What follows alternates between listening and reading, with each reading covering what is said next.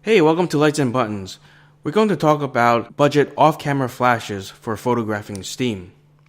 If you're interested in different parts of the video, feel free to fast forward to the different times I list on the right. For 2018, I decided to try out the 52-week challenge. So instead of a 365-day challenge where you take a photo every day, you take a photo every week and you're given an objective. See the link in the description below for more details. This is week number 5, which is a wildcard week. This means that you can photograph any style you want as long as you talk about it and state your intent. For this week, I'm choosing to photograph steam from my humidifier. On the table, I have a Nikon SB600 flash. These are the first 2 flashes I've ever owned. The first one I've owned broke, I had it repaired, and then some years later broke again and I decided to buy another one.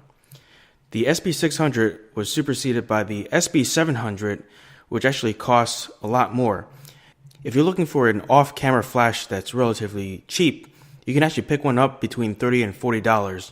These won't have all the fancy features, but it might work for a simple off-camera flash. The one that I selected is from a manufacturer called Neewer, and it has both the S1 and S2 modes. The S1 mode works with a manual flash, and the S2 mode works with TTL pre-flashes. Now for the setup, we have the camera on the tripod. This doesn't have to be a specific camera. We just need something that fires a flash, and in this case, a manual flash. I have a regular zoom lens. It's an 18 to 200 millimeter lens, but if you have an 18 to 55, this will demonstrate the same concept. I have manually focused the camera so that it will land right about here in the middle of the humidifier. Behind the humidifier, we have the flash, so it is out of frame, but will fire upwards into the smoke that's coming out. For the flash, you can adjust the power level. You can go up, you can also go down.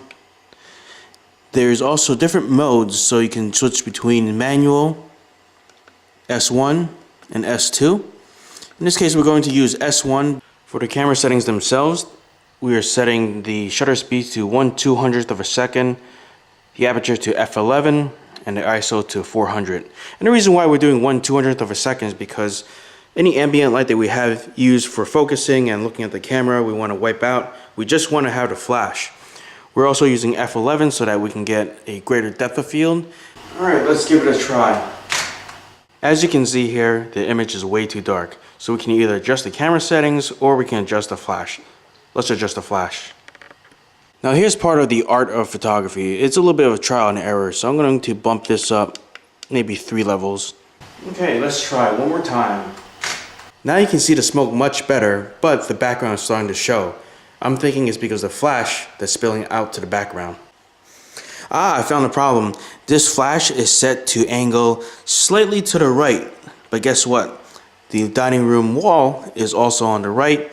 It's a big white wall that reflects all the flash to the living room windows, and that's what's coming out in the photo. So to fix this, let's shift the flash over just a little bit, still behind the humidifier so that we won't see the flash. Let's check it out. There we go. There's still a little bit of background, but we'll take that out in post, and I'll show you how with a free tool. This is the Sigma 70-300 lens. It's one of my older lenses, but it does 1 or 2 macros, which is pretty interesting. And it's also under 150 bucks.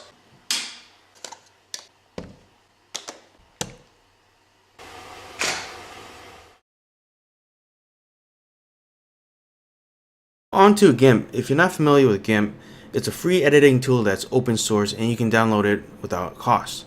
So you can go to the link below in the description if you want to learn more. You can Google it. I'm going to use GIMP just to demo the editing. I have 3 monitors connected to my computer. I'm using only 2 of them to really edit. Here you see the main interface where you can import images, and I'm going to the left screen. Here on the left, you can see the different controls. Now, these controls can be rearranged. You can undock them. You can customize however you want. This is entirely up to you. And that's one nice thing about one of the later features of GIMP. The earlier GIMPs didn't allow you to really do this, and then this was a really nice touch. So feel free to move this around to your liking. I'm going to just leave this the way it is. Going back to the yellow screen, let's bring in one of the pictures. So This is a picture that I shot earlier, and the problem with this is that the background is showing. A lot of the flash was spilling out to another wall that was bouncing to the living room, and then it's showing the window and the back wall. So let's get rid of it. But before we do, let's talk about histograms. I'm going to move to the left and show you this chart. So the preview is down here. This is the image over here on the right, and then the histogram is a chart that shows you the relative dark colors compared to the brighter colors. So over on the left, it represents the percentage of dark colors that's shown, and then on the right, it shows the highlights or the brighter colors. So a lot of the background is made of dark colors, so you see a high spike in dark colors. On the very left is absolute black, and you can see a lot of the colors are not absolute black. Well, that's because the flash was spilling to the background and laying it up. So how do we change it? Going back to the image, we're going to go to the colors menu and then curves. So to edit the color curves, we're going to utilize that histogram chart to adjust the colors. We can adjust the dark colors on the left, we can adjust the bright colors on the right. So if I move this node in, the bright colors are becoming brighter. I don't want to blow out the highlights, so I'm going to put this back the way it is. I'm just going to edit the dark colors. So I'm going to try to move this around here. And this is more of an art. You don't want to take out too much of the colors, because as I'm moving the node in towards the center, you can see a lot of the details are starting to disappear, which is bad. So you got to find the right balance. So I'm going to say about here. And you can check and uncheck the preview to show before and after. So here's before, here's after. Looks good. Okay. And we're going to save this image. I'm going to export this, and I'm not going to save the project file, so I'm just going to close this and hit discard changes. Let's look at another picture. I'm going to bring this one in. After adjusting the flash a little bit, I got the flash spillage to a minimum, but it's not perfect. So going back to the other screen, you can see a lot of the dark colors are not exactly black, but since I'm a picky person, I'm just going to quickly adjust the color curves and then make this darker. So you can see the background become darker. I'm going to hit OK. And there's a tool that I want to show you. Kind of like Photoshop, GIMP allows you to have different layers. So if I switch back to this other screen, I'm going to right click and then add new layer. And then this window pops up. It actually popped up on my other screen, so I'm going to bring it back here. Let's call this, I was playing around with this before. Let's call it color, right? It doesn't matter what you really call it. I'm going to leave it as transparency and hit OK. Since this is a transparent layer, nothing changes. But I do want to show you a tool called gradient. We're going to add some colors to this image. So the gradient tool allows you to put two colors or more and then fade them, or however you want. So let's pick some colors. Let's do blue and red. I have foreground background for the gradient, and then going back to here, if I drag and drop the mouse, you get a gradient.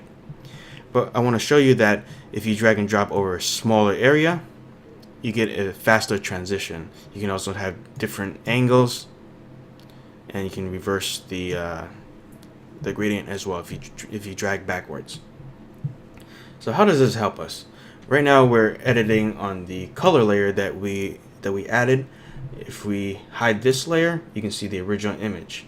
So we don't want to cover the image, so we're going to add a blend mode. There's tons of blend modes, and you can feel free to experiment with them, but we're going to select overlay for this example.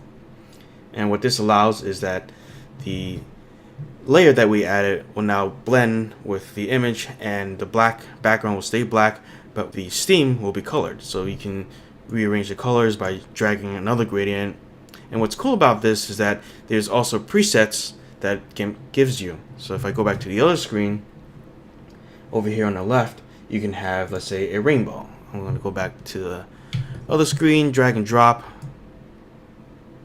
Right, if I can go back and forth, rearrange the colors, you get a nice rainbow effect. Cool. Okay, let's check out some of the others. If I do, you know what, let's go back to that regular fade. I'm gonna do the fading from red and blue. But I also want to point out that going back, so I'm jumping around, you'll see some checkerboard looking things, and that indicates transparency. So if, let's say, I do this over here, and then I go back to here, this particular gradient has some transparency. So as I'm adding this, it maintains the background color, or the existing colors, and it's just adding on its own gradient without touching the other colors, other than the parts where it's opaque. So that looks pretty cool. Let's experiment with some others. So if I go back here, there's like a whole ton of them. Let's try, I don't know, this burning one. Now I'm trying different effects. It doesn't really look that good. You can always do edit and undo, but you get the point. So let's go ahead and save this, and then we'll override this, export,